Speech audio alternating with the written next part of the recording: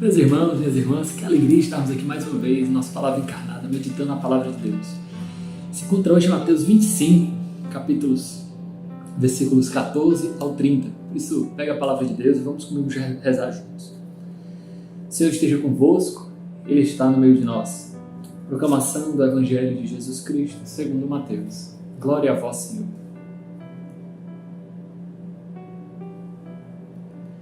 Naquele tempo disse Jesus aos seus discípulos esta parábola. Um homem ia viajar para o estrangeiro, chamou seus empregados e lhes entregou seus bens. A um deu 5 talentos, a outro deu 2 e ao terceiro 1, cada qual de acordo com a sua capacidade. Em seguida viajou. O empregado que havia recebido 5 talentos saiu logo, trabalhou com eles e lucrou outros 5. Do mesmo modo, o que havia recebido 2 lucrou outros 2, mas aquele que havia recebido 1 só, cavou um buraco na terra e escondeu o dinheiro do seu patrão. Depois de muito tempo, o patrão voltou e foi acertar contas com os empregados. O empregado que havia recebido 5 talentos entregou-lhes mais 5, dizendo: Tu me entregaste 5 talentos, aqui estão mais 5 que lucrei. O patrão lhe disse: Muito bom, servo bom e fiel. Como fostes fiel na administração de tão pouco, eu te confiarei muito mais. Vem participar da minha alegria. Chegou também o que havia recebido 2 talentos e disse: Senhor, tu me entregaste 2 talentos, aqui estão mais 2 que lucrei. O patrão lhe disse: Muito bem, servo bom e fiel. Como fostes fiel na administração de tão pouco, eu te confiarei muito mais. Vem participar da minha alegria. Por fim, chegou aquele que havia recebido 1 talento e disse: Senhor, sei que és um homem severo, pois colhes onde não plantastes e ceifas onde não semeaste. Por isso fiquei com medo e escondi o teu talento no chão. Aqui tens o que te pertence. O patrão lhe respondeu: Servo mau e preguiçoso. Tu sabias que eu colho onde não plantei e que ceifo onde não semeei. Então devias ter depositado meu dinheiro no banco para que, ao voltar, eu recebesse com juros o que me pertence. Em seguida o patrão ordenou: Tirai dele o talento e dai-o àquele que tem 10. Porque todo aquele que tem será dado mais ainda, e terá em abundância. Mas aquele que não tem, até o que tem lhe será tirado. Quanto a esse servo inútil, jogai-o fora, na escuridão, ali haverá choro e ranger de dentes. Palavra da salvação. Glória a vós. Meus irmãos, essa parábola, em primeiro lugar, ela nos cura o nosso coração, ela corrige o nosso coração de uma falsa visão de misericórdia de Deus. Porque no primeiro momento, uma leitura mais apressada, mas por que Deus, Jesus, tão misericordioso, ele tira o talento daquele que tem tão pouco e dá para aquele que tem mais, né? Às vezes, infelizmente, nós temos essa visão meio paternalista de Deus, de que independente do que nós façamos, nós podemos viver como nós vivemos, Deus, entre aspas, sempre vai ter misericórdia. Essa misericórdia que, na verdade, não cura o nosso coração, não muda o nosso jeito de ser. Essa misericórdia que não faz a gente crescer e ser melhor. Isso é uma falsa compreensão, meus irmãos, da misericórdia de Deus. Para entendermos bem essa passagem de hoje, é preciso compreender que os talentos dados são as graças que Deus derrama. E, no começo dessa passagem, já indica um pouco o clima. O que significa isso? Porque Deus dá de acordo com a capacidade que cada um tem de receber. Então, a capacidade que cada um tem de receber os dons é a medida que o Senhor dá esses dons. Deus confia os seus dons gratuitamente, esperando que Ele dê frutos. Claro, Ele não espera resultados como um patrão que cobra, mas Ele quer frutos. Frutos de santidade. Vejam, às vezes também nós temos essa mentalidade muito mundana de olhar para as graças que Deus concede aos outros e perguntar: por que eu não tenho essa graça? Eu, no começo da minha caminhada, por exemplo, eu li a vida de santos, né, Padre Pio especialmente, ficava: meu Deus, quantas graças extraordinárias Deus concede, né?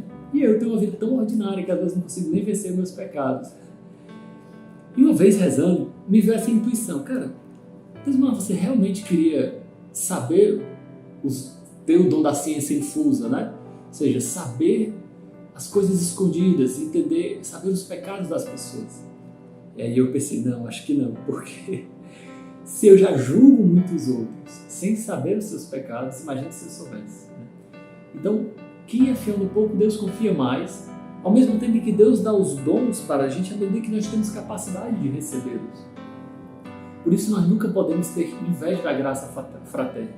Isso é, inclusive, uma das jaculatórias da ladainha da humildade, né? Da inveja da graça fraterna, livrai-nos, Senhor. Né? Então, essa parábola deve fazer com que nós olhemos para o nosso interior. Quais foram as graças que Deus me concedeu? Quais foram os talentos que Deus me concedeu? Claro, podem não ser 5 talentos, podem não ser 4 talentos, mas eu recebi alguns talentos de Deus e preciso ser fiéis a eles, corresponder à graça de Deus hoje. Não ser indiferente, ou seja, um modo de retroceder, um modo de voltar atrás pela indiferença, de não querer corresponder àquilo que Deus me deu, mas ao mesmo tempo não ser invejoso, pedir coisas, graças que Deus ainda não me concedeu. Eu preciso da fidelidade do hoje. Isso é um ponto fundamental. E todos nós recebemos dons e seremos cobrados por eles. Esse sentido de urgência é fundamental para viver-se de um bom cristão. Um cristão que ele é, perdão da palavra, lesado, né? Um cristão que é acomodado em querer ter somente uma vida tranquila, infelizmente esse homem, essa mulher está longe do caminho do Evangelho. Ele pode eventualmente nem cometer grandes pecados, não ser um grande assassino, um grande viciado, pode ser, não necessariamente vai ser um glutão, um homem que come, que faz banquetes, né? Ou que usa muitas drogas não. Mas, mesmo sendo um homem sem grandes pecados, ele se encontra distante da via do Evangelho, do caminho do Evangelho. Por quê? Porque ele não faz frutificar os dons que ele recebeu. E aqui, meus irmãos, quantas vezes nós somos acomodados, porque não fazemos frutificar tantas graças que Deus nos deu. É interessante isso. Quando somos chamados para um cargo, numa empresa, nós sem medida e incalculadamente, muitas vezes não vemos o quanto tempo aquilo vai nos gastar e etc. Aceitamos, porque iremos ter uma retribuição. Mas quando somos chamados para as coisas de Deus, para o serviço, não, eu vou rezar. Tá? Me chamou para a coordenação, me chamou para um novo ministério, para um novo serviço. Não, irmão, eu vou rezar. Eu vou pedir conselho para o meu pai, para o meu amigo, para o meu papagaio. Somos lerdos em corresponder à graça de Deus. Não temos a prontidão. Não buscamos, né, serviço. Interessante isso, né? A graça de buscar corresponder à graça de Deus, a graça de buscar servir mais o reino de Deus. Nós precisaríamos ter essa ânsia de buscar mais o serviço à graça de Deus. Esse santo fervor, os santos tinham essa pressa. Não a pressa, por exemplo, da conversão dos outros, não a pressa dos resultados, não a pressa de coisas mundanas, não, mas uma pressa devida de buscar a própria conversão e a própria santidade. Essa ambição de ser mais santos, não para aparecer, porque santidade não é presunção, é vocação, mas essa pressa para se converter, para buscar mais a graça de Deus. Meus irmãos, esse é algo que os santos buscaram, correspondendo cada vez mais. Então, muitas vezes partilhando, né, nas nossas partilhas, nos nossos direcionamentos espirituais, eu falo muito isso, corresponder à graça de Deus hoje. O que Deus te concede de graça hoje? Com certeza, em primeiro lugar, você tem a sua graça de estado. Você é diácono, no meu caso, você é leigo, casado, você é filho, você é irmão, você é profissional ou estudante. A correspondência à graça de Deus hoje, ser um bom estudante, ser um bom filho, ser um bom pai, ser um bom irmão. Não somente bonzinho, né? Entre aspas, assim, uma pessoa agradável, não, mas ser um bom de verdade, né? Que evangeliza, que converte, que se esforça. Para que Deus, quando a gente é fiel nesse pouco, na graça que Deus me concedeu, Ele vai me confiando mais. E de fidelidade em fidelidade eu vou crescendo na graça de Deus. A santidade, meus irmãos, não é um projeto, um esforço humano de buscar o seu próprio crescimento, mas buscar a graça de Deus acima de tudo e corresponder às graças que Ele derrama. Glória ao Pai, ao Filho e ao Espírito Santo, como era no princípio, agora e sempre. Amém. Pai do Filho e do Espírito Santo.